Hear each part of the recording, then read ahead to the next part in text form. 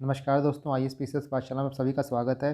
दोस्तों, इस वीडियो में हम ज्योग्राफी को लेकर बात करेंगे कि ज्योग्राफी में आपकी क्या स्ट्रेटजी होनी चाहिए बीपीएससी पीटी को लेके। मैंने इससे पहले economics, polity, modern history in सब के लिए वीडियो बनाई है, आप उसको जाके देख सकते हैं। यहाँ पे हम ज्योग्राफी की बात करेंगे कि ज्योग्राफी को आप कैसे हैंडल करिए, ज्योग्राफी में आप क्या रिसोर्सेज यूज़ करिए कि काफ़ी ईजिली आपके बीपीएससी पीटी के जो क्वेश्चन है ज्योग्राफी के वो टैकल हो सकें।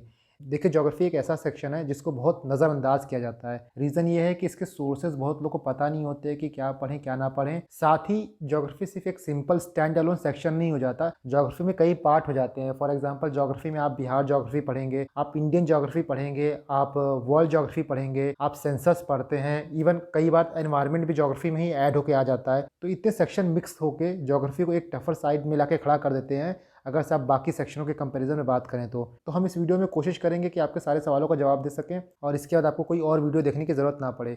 दोस्तों, आगे बढ़ने से पहले मेरी आपसे शिकायत है कि देखिए, आप वीडियो को लाइक और सब्सक्राइब नहीं करते हैं। अगर आपको मेरा प्रयास पसंद आ रहा है और आपको लग रहा है कि आपको किसी भी तरीके से हेल्प कर रहा है तो आप मेरे चैनल को सब्सक्राइब करिए, इस वीडियो को लाइक करिए, जिससे क्या होता है कि मुझे पता चलता है कि आपको चीज़ें पसंद आ रही हैं। तो ठीक है, हम आगे बढ़ते हैं।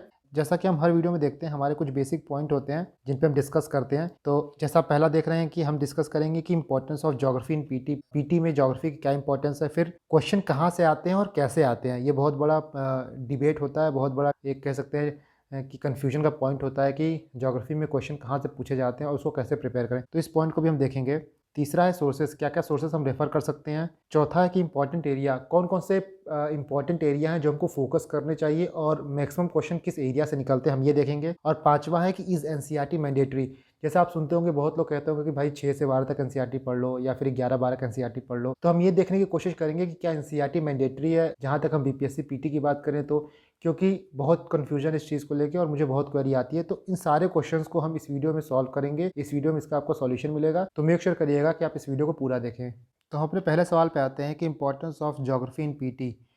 तो जैसा कि आप यहाँ देख सकते हैं कि भूगोल ज्योग्राफी में 66 बीपीएससी में 12 क्वेश्चन आए थे, 65वीं में 15 क्वेश्चन आए थे, 64वीं में 20 क्वेश्चन आए थे, 63वीं में 18 क्वेश्चन आए थे, 7 से 62वीं में 16 आए थे और उसके पहले 15 आए थे। तो अगर से आप स्पेसिफिकली ज्योग्राफी की बात करें तो आप यहाँ देख पा रहे होंगे कि ज्योग्राफी में कम से कम 15 से 20 क्वेश्चन तो आते ही हैं, जो कि बहुत ही मेजर चंक ऑक्यूपाई करता है बीपीएससी पीटी में। यहाँ पे हम अगर से ज्योग्राफी की बात करें तो ये सिर्फ और सिर्फ इंडियन ज्योग्राफी और वर्ल्ड ज्योग्राफी की बात कर रहा है। इसके बाद बिहार राज्य विशेष से भी कुछ ज्योग्राफी के क्वेश्चन निकलते हैं, वो भी कम से कम 6 से 7 क्वेश्चन होते हैं जो कि बिहार ज्योग्राफी से पूछे जाते हैं। तो ओवरऑल देखा जाए तो आपके कम से कम 20 क्वेश्चन ज्योग्राफी से आते हैं। इसमें आपका रहेगा Indian geography plus world geography और प्लस बिहार ज्योग्राफी। ये 3 सेक्शन मिला के आपके ज्योग्राफी के पोर्शन बनाते हैं जो कि एग्जाम में पूछे जाते हैं। तो हमने पहला क्वेश्चन देख लिया कि पीटी में ज्योग्राफी की क्या इंपॉर्टेंस है। कम से कम आपके 20 से 22 क्वेश्चन ज्योग्राफी से निकल आते हैं। तो उसको हैंडल करने के लिए आपको ये जानना पड़ेगा कि क्वेश्चंस कैसे आते हैं। तो हमारा दूसरा क्वेश्चन यही है कि क्वेश्चन कैसे आते हैं और कहाँ से आते हैं। ये क्वेश्चन आपको कहाँ मिलेंगे, कौन से सोर्सेज से मिलेंगे, इसकी बात हम बाद में करेंगे। पहले ये देखते हैं कि क्वेश्चन कैसे आते हैं। तो इसके लिए मैंने कुछ प्रीवियस ईयर क्वेश्चंस के एग्जांपल रखे हैं जो आप देख सकते हैं। तो जैसे एक क्वेश्चन ये है कि नेशनल वाटरवे 1 कनेक्ट। तो इसमें क्या था, Kottapuram to Kollam, Sadiya to Dhubri, Haldia to Allahabad, Haldia to Kolkata और लास्ट था E none of the above. तो इसका आंसर था हल्दिया टू इलाहाबाद। ये काफ़ी फेमस था, इसी पे ही आप देखेंगे कि जल विकास मार्ग भी बन रहा है। इसके बाद एक क्वेश्चन था, ये क्वेश्चन नंबर 14 की Khetri belt of Rajasthan state is famous for. तो इसका आंसर था कॉपर माइनिंग। ये भी काफ़ी फेमस है, ये यूपी पीसीएस में भी पूछा गया है पिछले साल। इसका क्वेश्चन ये दिखा देता हूँ मैं कि according to Indian population census 2011 the percentage of literacy among males and females both is lowest for the state of. तो किस स्टेट में सबसे लोएस्ट है literacy among males and females. तो इसका आंसर है बिहार। एक दो क्वेश्चन हम लोग और देख लेते हैं। जैसे क्वेश्चन नंबर 9 है कि as per the 2011 census the urban population percentage to total population of India was about. तो इसमें रेशियो पूछा है basically urban population to total population. तो इसका आंसर हो जाएगा 31%। इसी तरह क्वेश्चन नंबर 10 है कि as per census 2011 the female literacy rate in India was about. तो ये 65.5%। जैसे क्वेश्चन ये है कि the country which is the largest silk producer in the world is. तो इसका आंसर है चाइना। तो जैसे आप देख रहे होंगे ना कि यहाँ के क्वेश्चन जो है वो बहुत ही ज़्यादा बेसिक क्वेश्चन है। थोड़े से क्वेश्चन जो है अलग अलग एरिया को टारगेट किए हुए हैं। वर्ल्ड ज्योग्राफी के जो क्वेश्चन है जनरली वो मैप बेस्ड क्वेश्चन है, वो मैप से पूछे जाते हैं।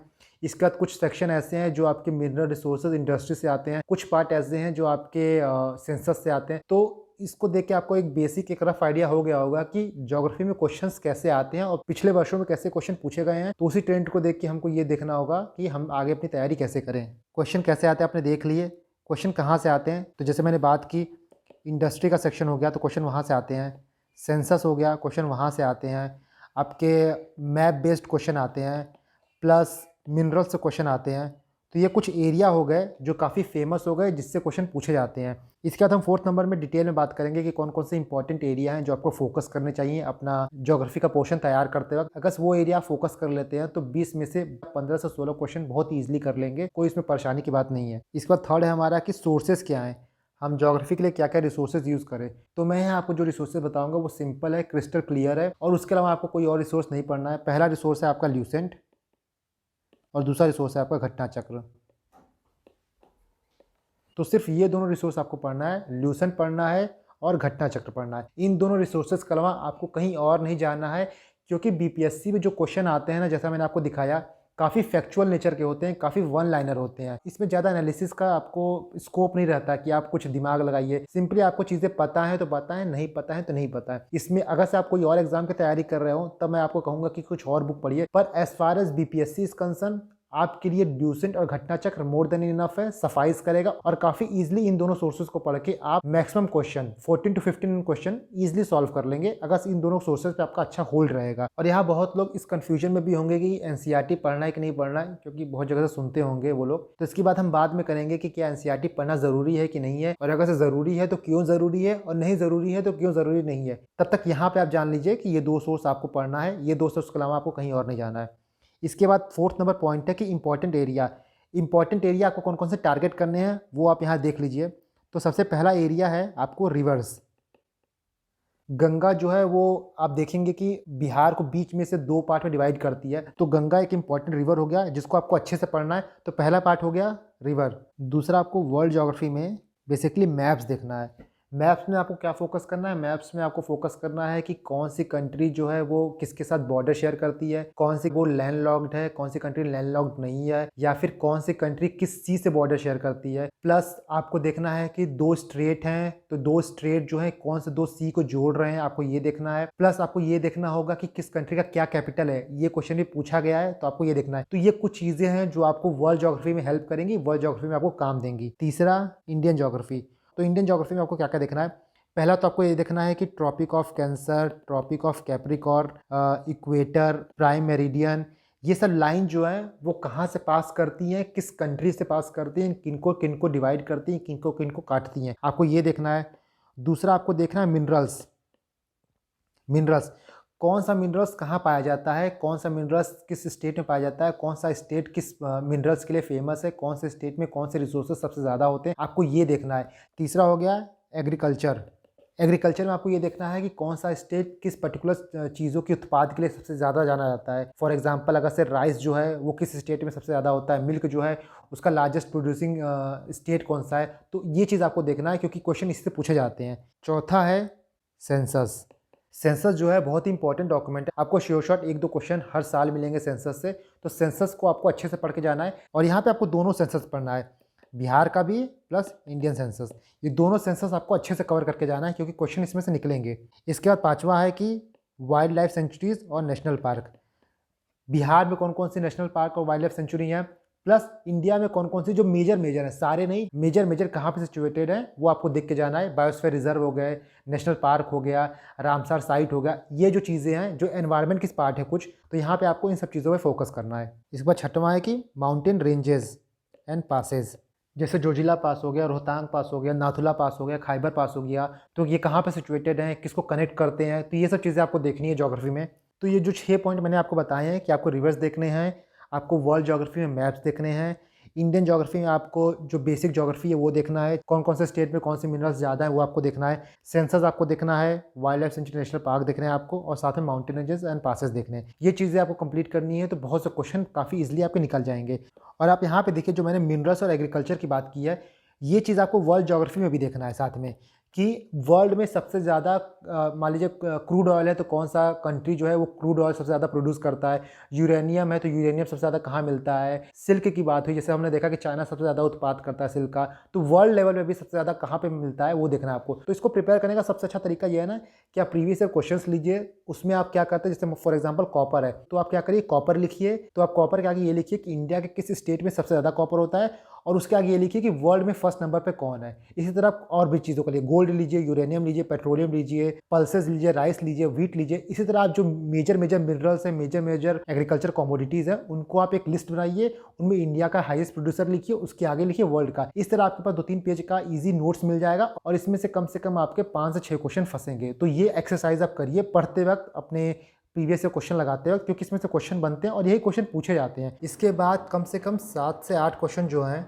वो आपके बिहार ज्योग्राफी से पूछे जाते हैं। तो बिहार ज्योग्राफी आप कहाँ से कंप्लीट करेंगे, तो जो भी आप बिहार स्पेशल बुक पढ़ रहे हो, चाहे आप नो योर स्टेट पढ़ रहे हो या फिर क्राउन पढ़ रहे हो या फिर बिहार समग्र पढ़ रहे हो, कोई भी आप बिहार स्पेशल बुक पढ़ रहे हो, तो उसमें से जो बिहार का ज्योग्राफी का सेक्शन है उसको आपको क्लियर करना है, उसको आपको वहाँ से पढ़ लेना है। उसमें आपके क्या क्या इंपॉर्टेंट टॉपिक्स हैं, तो सेम वही है कि एग्रीकल्चर में बिहार की क्या स्थिति है, मिनरल्स कहाँ कहाँ पाए जाते हैं, और वाइल्ड लाइफ सेंचुरी, और आपका बायोस्फीयर रिजर्व्स और नेशनल पार्क। इसके साथ साथ रिवर्स एंड माउंटेन्स, ये सेक्शन आपको बिहार की ज्योग्राफी से पढ़ना है। रिवर माउंटेन हो गया, एग्रीकल्चर, मिनरल्स और wild life sanctuary, biosphere reserve, इतनी पार्ट आपको बिहार ज्योग्राफी की, बिहार स्पेशल की बुक से पढ़नी है। और इसी के साथ आपका तीनों पार्ट तैयार होगा, चाहे इंडियन ज्योग्राफी का हो गया, वर्ल्ड ज्योग्राफी हो गया और बिहार ज्योग्राफी हो गया। इसके बाद हमारा 5th नंबर क्वेश्चन है कि is NCERT mandatory, NCERT mandatory है कि नहीं है। तो देखिए, अगर से मैं 67 बीपीएससी की बात करूं, जो बच्चे अगला 67 बीपीएससी टारगेट कर रहे हैं, उनके लिए एनसीईआरटी जरूरी भी नहीं है और उनके लिए एनसीईआरटी पढ़ने का टाइम भी नहीं है। उनके लिए सिर्फ 2 रिसोर्सेज हैं,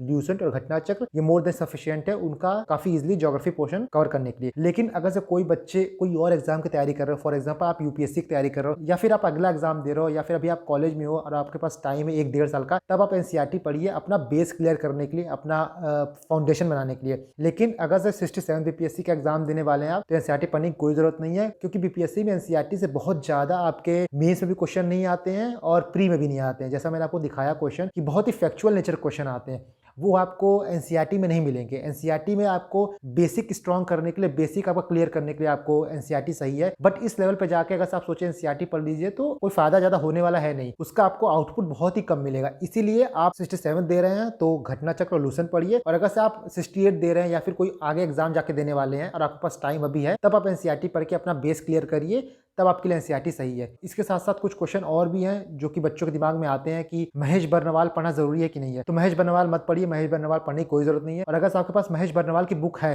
तो उसमें सिर्फ और सिर्फ ना चैप्टर्स में जो बॉक्सेस दिए हुए हैं वो पढ़िए, वो इंपॉर्टेंट है, क्योंकि लिस्टिंग जो है वो पेपर में आती है, तो लिस्टिंग पढ़िए। चैप्टर वेप्टर पढ़ने की जरूरत नहीं है, उतनी मोटी बुक पढ़ने की कोई जरूरत नहीं है, ना एग्जाम में आपको काम आएगी और ना याद आएगा। साथ ही ल्यूसेंट जब आप पढ़ेंगे ना, तो ल्यूसेंट में भी जो बॉक्सेस दिए होंगे वो मोस्ट इंपॉर्टेंट है। बहुत से क्वेश्चन जो है उस बॉक्सेस से बन जाते हैं, तो बॉक्सेस पढ़िए। जब आप ज्योग्राफी का पार्ट देखोगे तो लास्ट के कुछ पेजेस में आपको बॉक्सेस मिल जाएंगे, मिसलिनियस टॉपिक्स मिल जाएंगे, तो वो आप अच्छे से प्रिपेयर करिएगा ल्यूसेंट से, क्योंकि क्वेश्चन वहां से बनते हैं। तो ल्यूसेंट में आपको ये टारगेट करना है। मैंने तो रेफर नहीं की थी महेश बर्नवाल, और मैं सजेस्ट करता हूँ कि आप भी अपने रिसोर्सेज को लिमिटेड रखें, क्योंकि आपके पास इतना टाइम नहीं है कि आप हर सब्जेक्ट के लिए 5-5 रिसोर्सेज रेफर करें। तो दोस्तों, आशा करता हूँ कि इस वीडियो के थ्रू आपको समझ में आ गया होगा कि ज्योग्राफी को कैसे पढ़ना है और कैसे टारगेट करना है। आप मेहनत करते रहिए, और अगर से कोई डाउट हो तो कमेंट सेक्शन में पूछिए, मैं उसका रिप्लाई करूंगा। तब तक के लिए thank you and God bless you all.